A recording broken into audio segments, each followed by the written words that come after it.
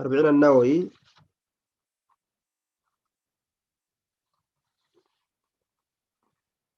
الحديث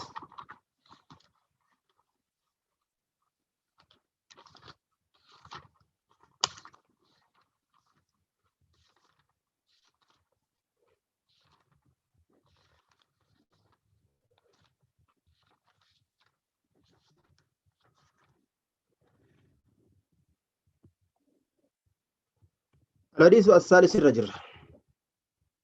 حديث نسدفة درسي بأمومي كفالة تربفالة درس تربف الرجل حديث نمو سدفة الحديث الثالث حديث سدفة عن أبي عبد الرحمن عن أبي عبد الرحمن جد عن أبي عبد الرحمن جد ما جت عن أبي عبد الرحمن أبي مضاف عبد مضاف إليه عبد مضاف الرحمن مضاف إليه ولدت إركته وأنت إف درس جفالة 40 نووي جافة جرم اللي قلتني تربة فاجأة كتربة فا كن ما تنسى تربة فا طيب الحديث الثالث عن أبي عبد الرحمن أبا عبد الرحمن ترانسي أوديسا نما تكو يرو يامتو أبو عبد الرحمن جتامو أبا عبد الرحمن جتامو مال جتا يامتا أبا عبد الرحمن جتامو أبي عبد الرحمن جتامو أبو عبد الرحمن جتا يامتا يرو يامتو يجو يو يامتو أبو عبد الرحمن جتامو أبي عبد الرحمن جتامو أبا عبد الرحمن جتا يامتا ميمك أنا ما أكت يامتا إسلا الهرة مينا مكتبة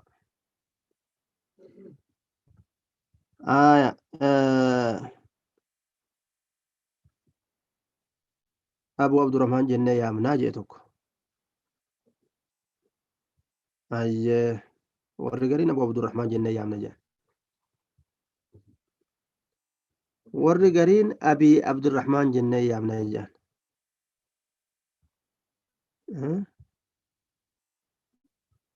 hundinuu okeedha rakkoo maal qabaa jettu kunumaa rakkoo maan qabu abii jettee abuu jettee abaa jettee mirgaa yaabbattee bitaa yaabbattee wal geettiin kooraadha michigira allee jedhe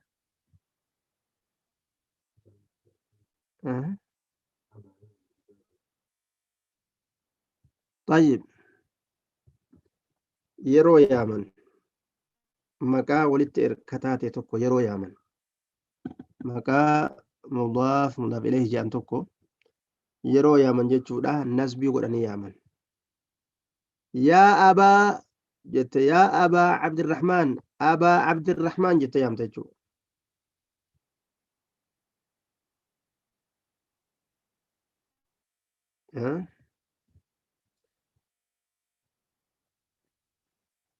akkasi maqaa kophaa jiru yaamtu ammoo maqaa kophaa jiru oguu yaamtu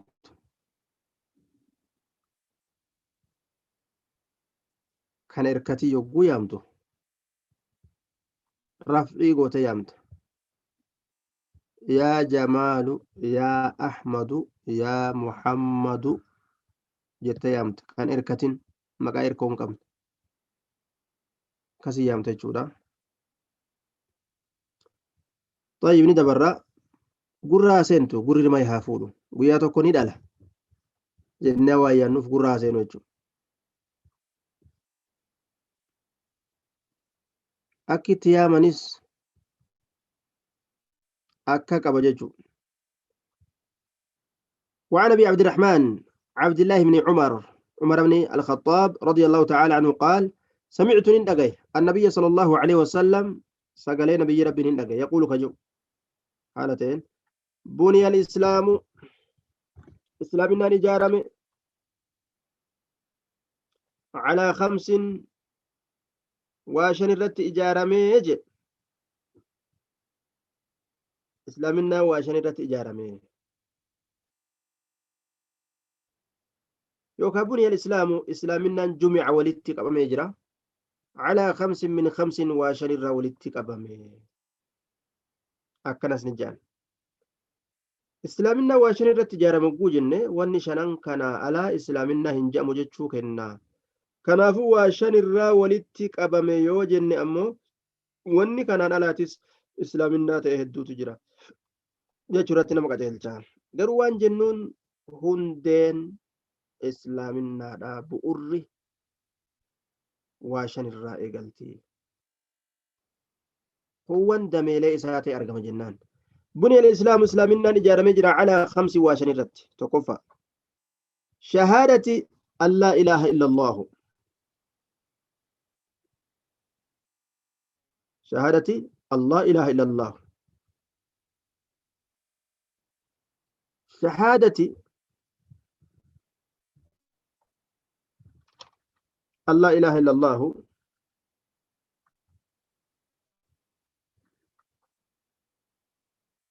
شهادتي كسرت فيته شهادة يروج في شهادة يروج غراغرم ماجرة شهادة أن لا إله إلا الله شهادة بكمسة أن شأني لا إله حقان قبرمان هنجر إلا الله الله ملي حقان قبرمان هنجر جتشو بكرة إجارمي شهادة الرت إجارمي على كم سنة الرت إجارمي شهادة أن لا إله إلا الله الرت إجارمي حقان قبرمان الله ملي هنجر جتشو بكرة إجارمي يوكا رقابة الرت إجارمي جنة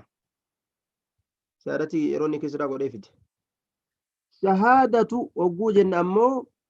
هي شهادة الله إله إلا الله شهادة نقول في إيته إسلامنا سني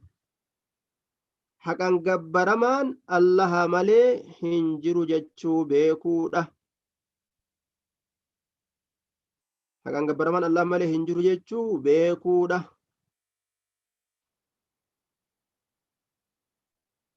يرو شهادة وكس yeroo shahaadati jedhee kisiraa godhe ammoo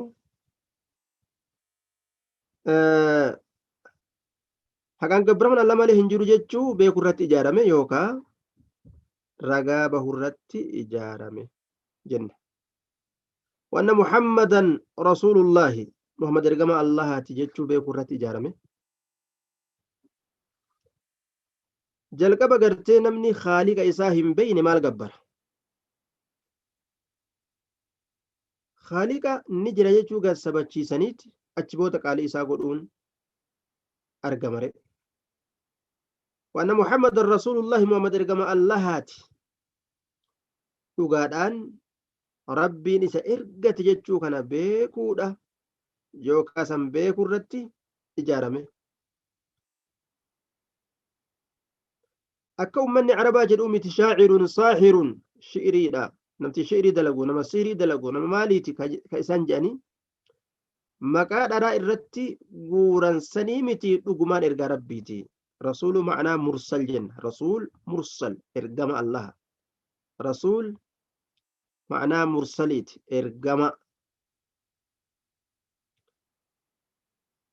rasuul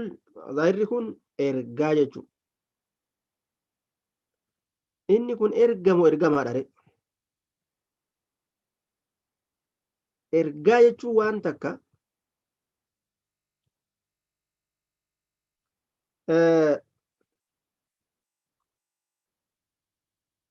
wahii takka ta ergamiinsiitti argame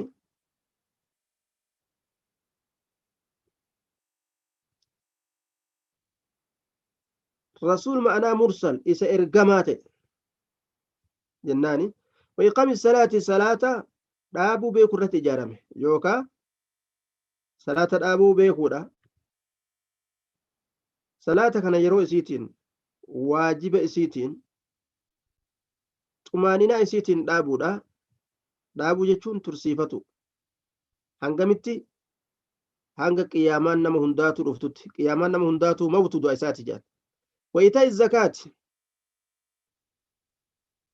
zakaa kennatuu beekuu irratti ijaarame qabeenya rabbiin nama harka kaa'e ka mallaqaa ta'e ka biqiltuudhaa ta'e waan shari'aan kennuu keeysatti dirqama gootirraa kennuu horii hiyyeeysaa kana irratti ijaarame jalqaba namni rabbii ofii yogguu beeke ergaa rabbii isaa yeroo beeke maal godhuu qabaa hujii eegala jechuudha hujii salaata hujii qaamaa eegala hujii qaamaa ispoortii qaamaa salaata qalbii isaatiin eega rabbi gabbare shahaadaan laa ilaaha illallah sun qalbiidhaan gabbaru eega qalbii isaatiin gabbartii eegale qaama isaatiin itti seena sun salaata eega qaama isaatiin ibaadaa dalagutti eegale seene diinagdeedhaan ibaadaa dalaguu qaba diinagdeedhaan gama horii tarkaanfattee ibaadaan itaa zakaati sun ammas sanbichattiin dhaabuu imala eegale jechuudha ibaadaaf jecha imaltu eegalu wa hajjil beeyti beeytii hajjuu mana rabbii hajjuu dhaqanii ziyaaruu jechuudha hajji jechuun san beekuu irratti islaaminaan ijaaramte yookaan san ragaa bahuu irratti jiraachuu isii dirqama ta'uu isii namni beeytii hajjuu liman istataa ilayhi sabiila nama karaa deemuu danda'u ka isaaf geeyse jechuudha wasoomi ramadaana ji'a ramadaanaa soomuu beekuu irratti ijaaramte yookaan san ragaa bahuu irratti ijaaramte islaaminaan jechuudha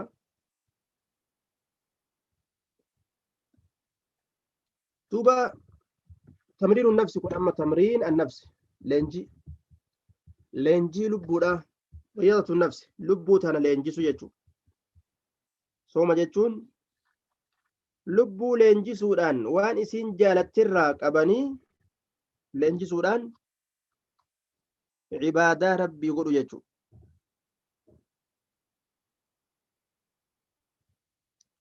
akkana duuba kana shir'aan lafa keeyse islaaminaan kanarratti ijaaramaa jechuudha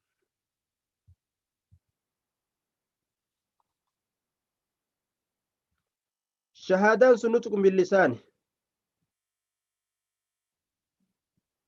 waa lama keeysa jira ictiqaadun biljinaani ictiqaadun bilqalbi shahaadaa yeroo jedhan arrabaanis dubbatu qalbinis dhugoomsanii arrabaanis dubbatu hujii kana keeysa jira salaata oguu jennu ammoo amalun badaniyyuun hujii qaamaati ispoortii qaamaa ka rabbiin irra nama kaa'e dhiqannaaf xaarfanna keeysa jira ispoortii keeysa jira obboleeyyaniin ka adda turaniin wal arguu keessa jira ka waliin beeyne wal baratuu keessa jira salaata gartee yeroo salaata jam'aa dhaytu gaa salaataaf jecha ka bade ka dhabame eeysa dhaqee gaafatuu wal hubatu keessa jira ijtimaa walitti dhamiinsa hawaasaa keessa jira waan guddaa rabbi keessa kaa'e salaata kana ka dhukkubsate to'etu ebol maal ta'e sirraa fi dhukkubsate fa'a jaanga waa hedduu rabbi keessa kaa'e waan nuti yaadachuu hin dandeenye waan isaa ban qabne ita'u zakaatii keessa maaltu jira hiyyeessa to'atu keessa jira rakkataa muslima akka gartee rakkataa muslimaa hin yaaddoyne akka ammallee haasdummaa balleessa jedhan zakaan kun waan yoos balleessa namni itti zakaa yoo gartee miskiina dhibbaaf zakaa gartee kennite ati warri kun hundi wottaaddara keeti akka hin beeynetti akka ati hin beeynetti ebaluu zakaa nuti irraa fudhannu santu tuqame wulii zakaa amma ajjamatti dhufe eessarraa fudhanna yoo inni tuqame lubbuu teenya baasinaa mijaaniiti rakkoo gartee isatti galte dhaabbataniif jechuudha si galee wottaaddara kophaadha rabbiin godhe akka haasidummaan hin argamne godhe li'annahu namni qabeenya qabaate yoo qabeenya kana walitti hin kennin maaltu argamni beeytanii alxizdu waanyutu argama kanaafuu hikma rabbiin keenya dalage akka namni qabeenya namaa keessatti namatti hin waanyine ofirraa qabbaneessuu ati kennanii sooma ramadaana keessatti maaltu jira ibaadatun badaniyya ruuxiyya leenjii qaamaatii fi qalbiitu jira leenjii qaamaa qaamni ni leenji'a salaat tarawiyyaa keessatti dhaabbata sababa gartee soomanaatiif raammoon gartee gara gabbattuunti keeysaa duduuti fayyaa keessa jira ammas jedhan fayyatuullee keessa jira talaalli ajaa'ibaa fayyaa qaamaa keessa jira talaalli keessa jira raammoo keessa gagabbatetu waan nyaattu dhabee du'a dardara gartee mooraa cabsee fiigutu shahwaadhaaf soomanaa jetteemi shari'aan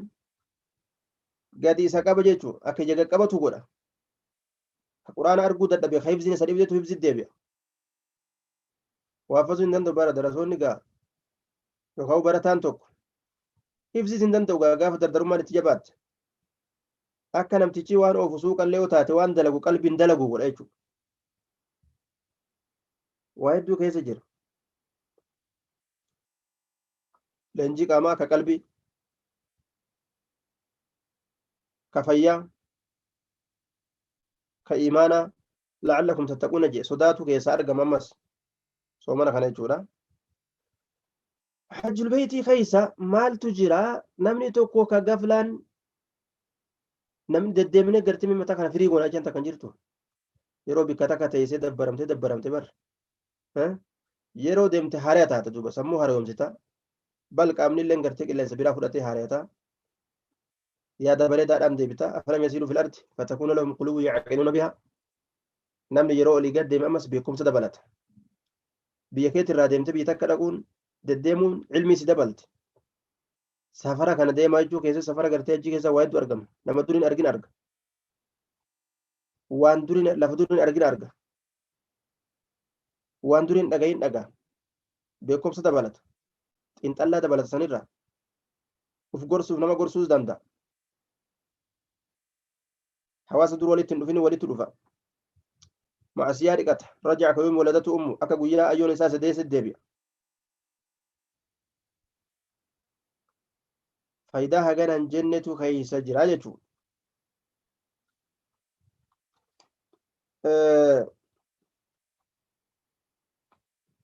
horii jaalatu kenneeti